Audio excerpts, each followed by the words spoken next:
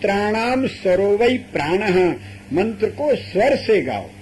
ओम नमः शिवाय, ओम नमः शिवाय, ओम नमः शिवाय, ओम नमः। झाड़ू लगा रहे, अपने प्रीतम का नाम है। जब ही राम कहीं ले उसासा, उमगत प्रेम मनहु चहु पासा। जब प्रेम से नाम ले तो हृदय में रोमांच आ जाता है, पाप भाग जाता है।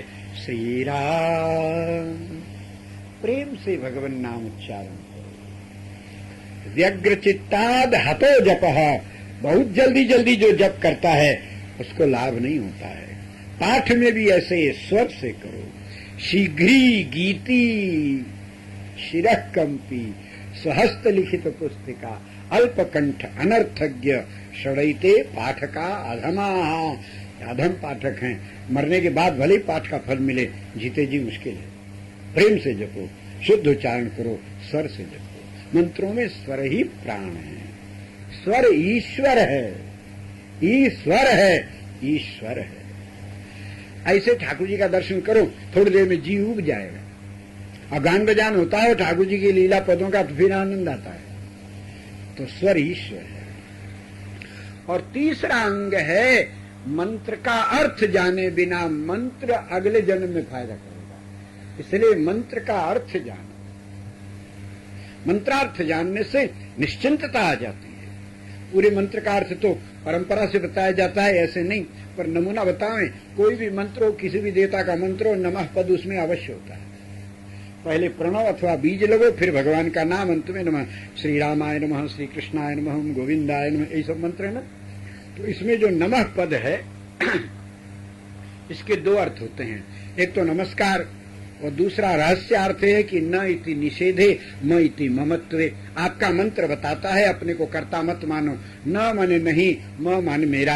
ये पुण्य कृत्य मेरा नहीं है तो किसका है? बोले कृष्णाय, कृष्ण के लिए है। श्री कृष्ण करा रहे हैं, इसलिए आपसे पुण्य होवे पाप होवे, नमः का अनुसंधान करो, न म, ये कृत्य मेरा नहीं। तब किसका? कृष्णाय। बस हनुमान जी महाराज इसी मंत्र का अनुभव करते हैं। समुद्र लांघते हैं, ये धर्म नहीं है, तीर्थ को नहीं लांघना चाहिए। लंका में आग लगा देते हैं, आतताई का काम है किसी के घर में आग लगाना, ये पुण्य नहीं है। हरे हरे वृक्षों को उखाड़ के फेंक देते हैं, ये धर्म नहीं है। माता जी नीचे विराजी अपने ऊपर बैठते हैं, ये धर्म नहीं है। सबके घरों में आग लगा दिया, पूरी लंका में आतताई के समान, ये धर्म की बात है? अरे रावण ने आपकी पूंछ में आग लगाई, आप उसकी दाढ़ी मूंछ में आग लगाओ, सबको गाय को जलाते। किसी ने रुई दिया, किसी ने तेल दिया, किसी ने हंसी उड़ाई। बोले घर के भीतर के बुढ़ों ने क्या किया, बच्चों ने क्या किया, पिंजड़े में बैठे पक्षियों ने क्या किया, हाथी घोड़ा बंधे उन लोगों ने क्या किया, और तो और पेट के भीतर के बच्चों ने क्या किया। एक को भी नहीं छोड़ा, सबको जला के खाक कर दिया। पेट वालों के लिए इतनी जोर गर्जना की कि गर्भ श्रमई सुनिश्चित करना, ये कोई धर्म का काम? अकारण माताओं की गोद उजड़ रही है, सुहाग उजड़ रहा है, घर जल रहा है। पर कमाल की बात यह है कि जिसका ये सब नुकसान हो रहा है वो कहता है कोई देवता है। हम जो कहा यह कपि नहीं होई, बान रूप धरे सुर कोई। ये कोई देवता है बानर के रूप में। और यही हनुमान जी सजूनी बूटी लेकर आते हैं तो संत शिरोमणि भरत जी समझते हैं कोई राक्षस जा रहा, क्या मार के बाहर नीचे गिरा। वो भी राम जी की सेवा, ये भी राम जी की सेवा। पर वो सेवा करते समय हनुमान जी महाराज मंत्रार्थ का स्मरण करते हैं, न म, ये कृत्य मेरा नहीं है। और संजीवनी लाते समय में मैं ले आऊंगा, चला प्रभंजन सुत बल भाखी।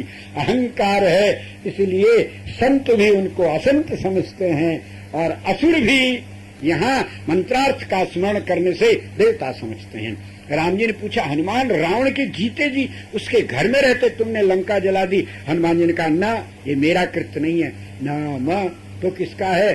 बोले सो सब तो प्रताप रघुराई, नाथ न कछुक मोर प्रभुताई, नमः रामाय। मंत्रार्थ है ना। ऐसे मंत्र का जब पूरा अर्थ समझ में आता है तो इसी मंत्रार्थ को अमर कथा कहते हैं। जिसके हृदय में उतर जाए उसका मरण नहीं होता।